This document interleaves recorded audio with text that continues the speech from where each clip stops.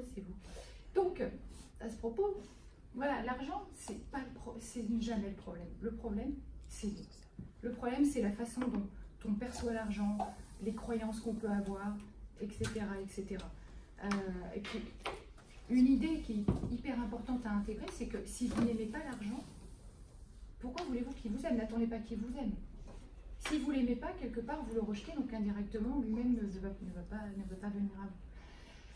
Sujet hyper tabou, l'argent, hein, dans nos sociétés, en tout cas chez nous, en Europe, etc. Si vous allez aux États-Unis, c'est beaucoup plus libre, beaucoup plus fluide, etc. Mais l'argent chez nous, il est très présent dans notre vie quotidienne, mais on n'en parle pas. Pourtant, il est là partout, tout le temps, etc. Sauf en ce moment. Caché. Croyance. Mais caché. Croyance. Mais il est là. Après, faut juste aller le chercher. Voilà. Donc difficile effectivement de parler d'argent, tant notre perception est personnelle, subjective, liée à nos croyances personnelles, héritées, et on va en parler de ça. C'est vraiment, l'argent, c'est, dès qu'on en parle, c'est hyper chargé émotionnellement. D'ailleurs, je ne sais pas vous comment vous le vivez quand vous entendez ce mot-là, comment ça peut résonner en vous, ce qui se passe, etc. Et voilà. Et l'argent, en fait, quand on y pense, l'argent, c'est une ressource. L'argent, c'est une énergie. Et l'argent, c'est un révélateur, c'est-à-dire que c'est un facilitateur qui va nous permettre d'échanger, de faire circuler, de communiquer aussi, etc. Mais par contre, l'argent, c'est aussi un miroir sur lequel on projette justement, je le disais, nos croyances, nos peurs, nos doutes, nos désirs, nos projets, etc.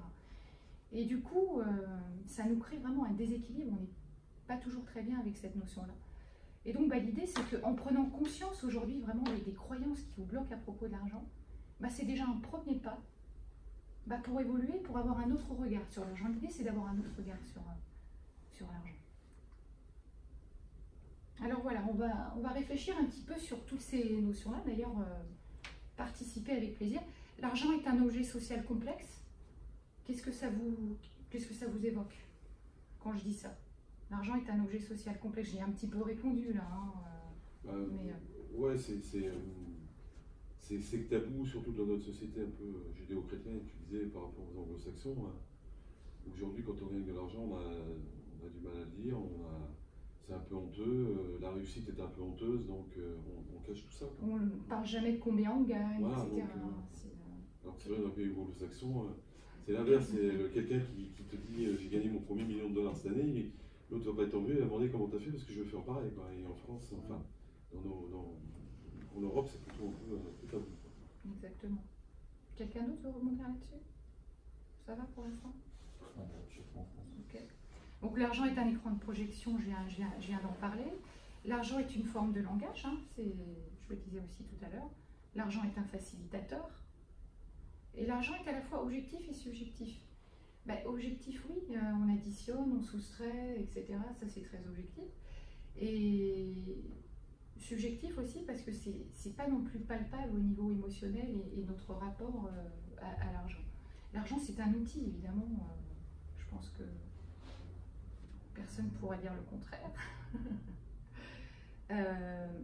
Alors ça, c'est une notion très importante, mais toi, justement, Marie, tu pourrais y revenir tout à l'heure.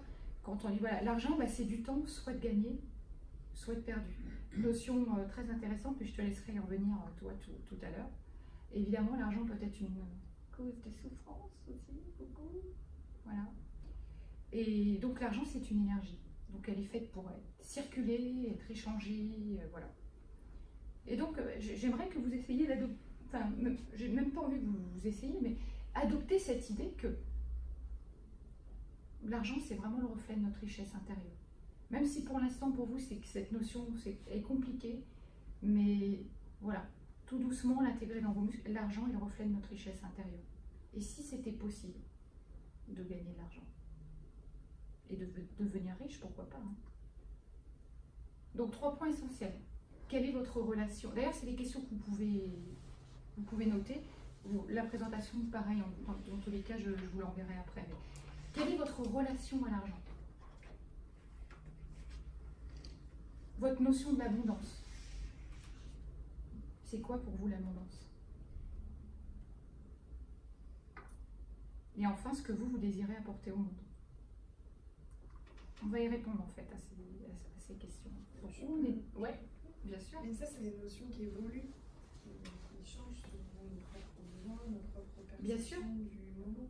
Bien sûr, c'est la raison pour laquelle ces questions-là, il faut se les poser régulièrement. La relation que tu avais avec l'argent il y a ne serait-ce que même 2 ans est certainement plus du tout la même que tu as aujourd'hui. Et ça évolue constamment en fonction de tes expériences, etc. Un peu comme les valeurs. C'est-à-dire que notre système de valeurs, il reste le même. Par contre, la priorité qu'on donne à notre classement de valeurs, lui, il évolue en fonction de nos expériences. Pour l'argent, c'est un petit peu la même chose. Et j'ai envie de dire que plus tu vas vers des expériences positives sur l'argent, plus ton regard aussi, il est ouvert, il s'ouvre. Heureusement qu'on évolue. Ce serait triste quand même. Sinon, on serait tout le temps dans le monde. Donc, je vais vous demander de vous mettre debout, si vous voulez bien.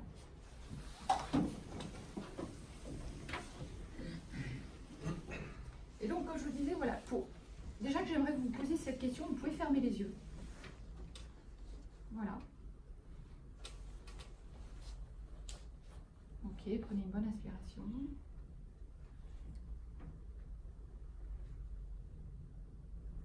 Votre relation à l'argent, en fait, quand vous pensez l'argent, est-ce que dans votre corps, vous sentez que c'est